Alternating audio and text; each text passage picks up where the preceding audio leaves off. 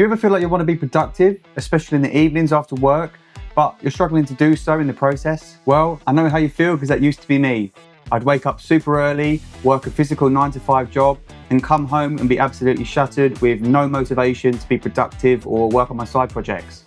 Now, don't get me wrong, I haven't yet broken free of the 9-to-5 rat race, but I want to share with you 6 tips that I find really useful in helping me be productive and to stay focused and avoid burnout.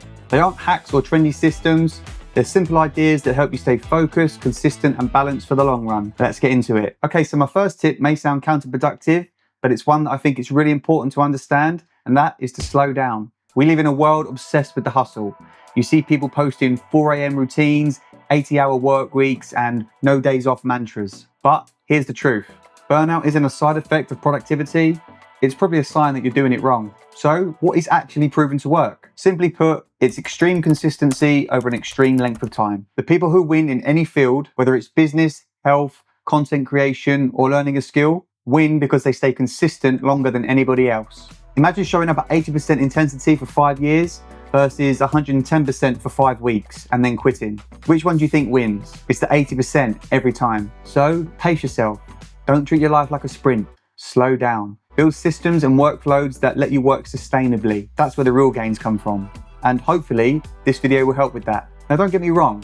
It's okay to go hard at times, putting in that extra effort and the extra hours, but this shouldn't be constantly all the time. All that will happen is you'll burn out and you'll give up. So my next tip takes this one step further, and that is to have a day off or 2. You're not a robot. You need recovery time.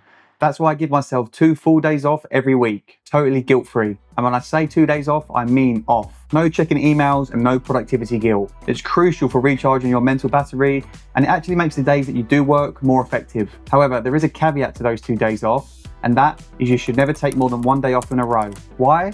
Well, taking 2 days off back-to-back can completely kill your momentum.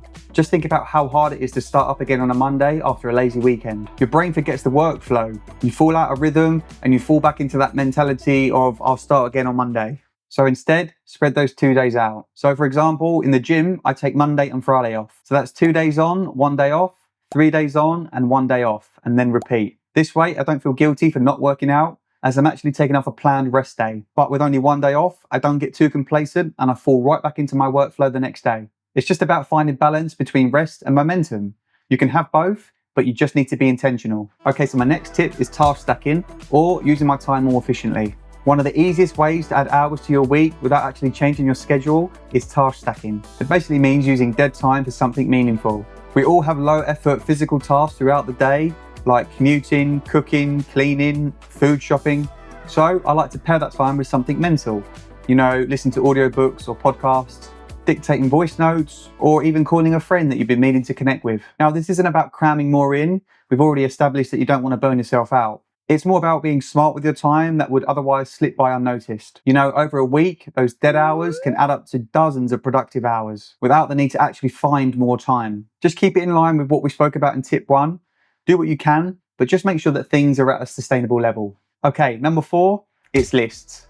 Make lists. Now, a lot of productivity advice would probably say make a to-do list each morning, but I think daily lists are only part of the picture.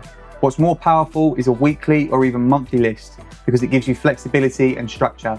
So every Sunday night, I write out a list for the next week, and this mainly consists of main goals and smaller tasks. This really helps with working on a side hustle after work, because when you get that feeling of you don't want to do it, you don't want to give yourself the excuse of not knowing what to do. You can look at your list or your plan and say, okay, today I need to edit that video to the 3-minute mark, or send 50 outreach messages to gain more clients. This also works really well with step 3.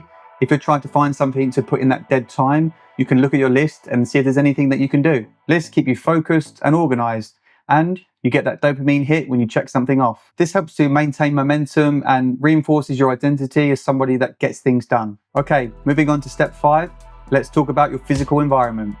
I think it's way more important than people give it credit for. Now, this might just be me, but when my space is cluttered, you know, dishes in the sink, clutter all around the place, cleaning to do, I find it really hard to focus. My brain just feels scattered. I procrastinate more, and then I'm more likely to get distracted. But when I clean up, even just a little bit, something shifts mentally. A clean space literally clears your mind. Now, you don't need to become a minimalist, but try this. Firstly, keep your surroundings clear of clutter. Make sure everything is in its place. If there's a simple, quick job that you can do, like washing up, do so. It's easy to do, it will help clear your mind, and it will give you a sense of accomplishment. And while you're doing it, refer to step 3, task that with something mental. Now, this takes a little longer to do, but I think it's important to do so. On a weekly basis, just have a larger reset of your surroundings to help prepare you for the coming week. I think Sunday is probably the perfect and most obvious time to do this, but you can do it any day of the week. I really think doing this can unlock so much mental clarity, because when your surroundings are in order, your thoughts follow. Okay, so tip number 6.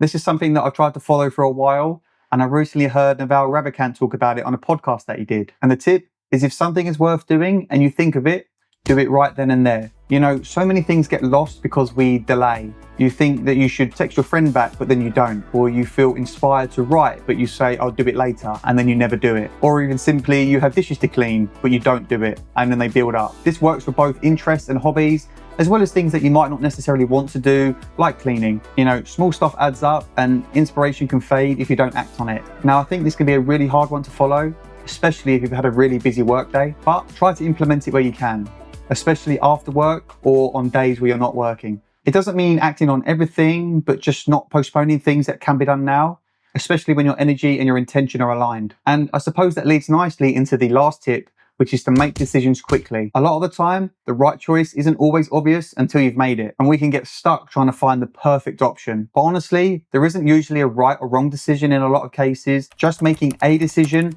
is the only thing you need to do. If you can learn to make decisions quickly, you'll get so much more done in a shorter period of time. And you can use the other steps that we've talked about to help you make these quick decisions. You know, making lists so you know what needs to be done, doing things in the moment, and having a clear space and therefore a clear mind will help you make decisions faster. I think action creates clarity.